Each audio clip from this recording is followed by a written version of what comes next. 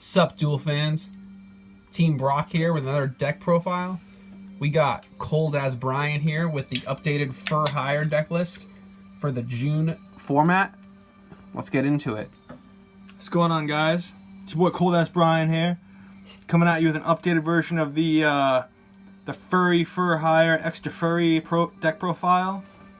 The date is June something 2019, 13th. June 13th, 2019. It's been about a year since this last profile came out. Made a few tweaks to it since last year. So hopefully you guys learned a little something new if you watched last year's version. Without further ado, let's get right into it. Main deck, gonna start out 3 Beat. He's the main searcher of the deck. Impossible not to play 3 of this guy. No matter what, you need 3. Like, there's a lot of variance in this deck. 3 of this guy, need him. Next, 3 Donpa. He's the popping of the face-ups. Recon is his adversary. He pops face down, but you know what? In this format, there's a lot more face-up than there is face down, so you just got hit with the pops of the face-up. 2 Recon. Even 2 of him is kind of like iffy because he doesn't really come up too often. Like Donpa comes up like way more often than Recon right now, so I don't even know. Like, I'm playing 2 Recon because it just seems correct because he's a low-level guy, but I don't know. It's up for debate. 2 Helmer. Insane. Helmer, discard 1, draw 1. Seems like a +0. Not going to say it. But then Helmer into Seal. Seal, add the one you just discarded right back to hand. You can't go wrong with that. I mean, even if you don't use Helmer with Seal, I think Seal might be the better guy. Because you're going to have shit in your graveyard. Just pull that shit right back out. Save it to Raphael. Throw the Raphael out. Seems. Seal, just... Jesus. If there's one card that probably could be cut, it's honestly this guy. Bravo. I don't know. I mean, for some reason I'm throwing Bravo out there to get some more attack points. But he's a low-level guy, so what are you going to do? Seems good, kid. This guy, the newer low-level guy, Philo. Special summons from the grave. He's alright. You can keep shit going because, especially from the grave, they get their effects off, and it snowballs from there. At least it's Kwai Desu. Yeah, you definitely need a Philo. Big boys, 3 Raphael. If I said Beat was non-negotiable, 3 of, Raphael is extra non-negotiable, 3 of. Raphael is absolutely stupid. Get him out. Get your excavations, get your searches, or not your searches, but get your excavations, negate your fucking monster effects. He's just crazy. 2800 attack, nuts. 2 Wiz. Wiz, same as Raphael, except instead of, excavations, it's life points, and negates spell and traps. Pretty good. You could probably bump him up to 3. He's pretty good too, but I don't know. He's like an octopus thing. Flobbity bobbity, oobity gobble. Sarah Sanders. Up next, 1 of the Dinah. Dinah's pretty good because, you have a lot of like low-level little shitheads in this deck. And if you get a Dinah out, they're not going to be able to attack any of your little assholes. You have to attack him first, and he banishes from your opponent's graveyard. So he can potentially get some problematic cards in your opponent's graveyard if, you're playing a certain deck. Like the, the Salad bitches. 2 Sads. Up next, away from the furries, 3 Ash. Again, it's still just so good. Stops anything, or mostly anything. Can't not play it. Next, spells, 3 Mayhem. Mayhem is just absolutely stupid in this deck. I mean, it could be a little bit better. The defense mode thing really just gets you right by the balls, but defense mode, it's still good. Use it during your opponent's turn, get your shit out. Next, 2 Desires. 2 seems correct. I mean, 3 is just overkill. 2, I think 2 seems good because 2 you still see it often enough because there's just so much shit that keeps moving in this deck. You want to see it sometimes, but not all the time. Sometimes, not all the time. All right. Nobody gets that joke. Seems racist. All right. It's the Glasgow Yu-Gi-Oh joke. Boo. 2 Called By. Sometimes, not all the time. All right, enough of your commentary. That's what he says. Yeah. That's Enough of your funny. commentary. That's why you bro. play 2 Who's of. he making fun of? Just I guess just deck profiles. Shout out in general. that guy, Farfa Yeah. Glasgow. Best Yugi We taper. love him. We don't love Sam. Shout out Farfa. I'm a fan of Sam. So anyway, two called by.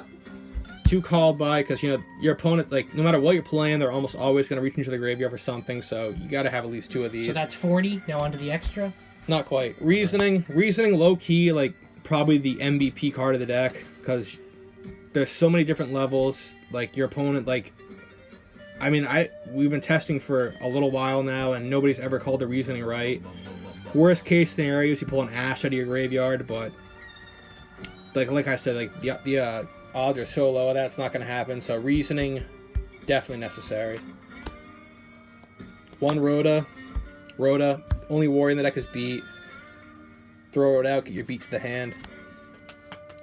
1 Reborn. Yeah. 1 Regeki. Regeki is like getting a little bit of a shit for playing this card, but Is this part 3 or 4? I don't know, bro.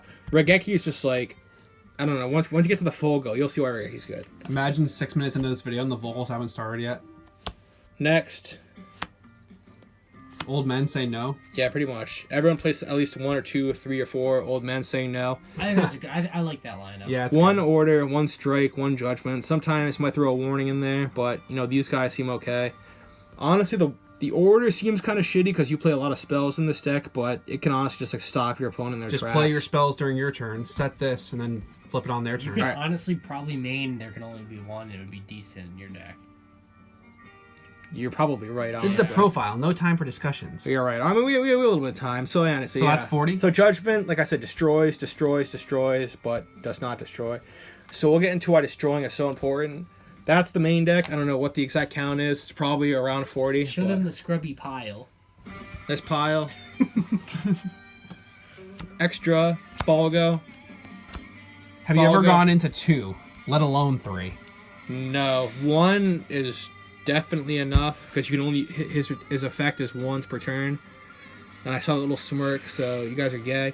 So anyway, so like get him out, especially someone from the grave, and then especially one from the deck, and then use the other one from the deck, pull another one out. So if you destroy an opponent's monster, you draw 1. If you have more than 1 or more than 3 for high, draw 3. So like this guy's just good for getting a constant advantage because like it's good for either player's turn. So if you like use a strike or a judgment during your opponent's turn, draw 3. Use the Dawn Part Recon during your turn, draw 3. It's just like it's nuts. So 1 is good. I mean, 3, you're not gonna stop making them. Like I've made more than 1 against you. You of all people should know, bro. Ooh, yeah. Saryuja, again, constant monster fluctuation in this deck. Saryuja's good. Draw or excavate, special summon from hand, and whatever else he does.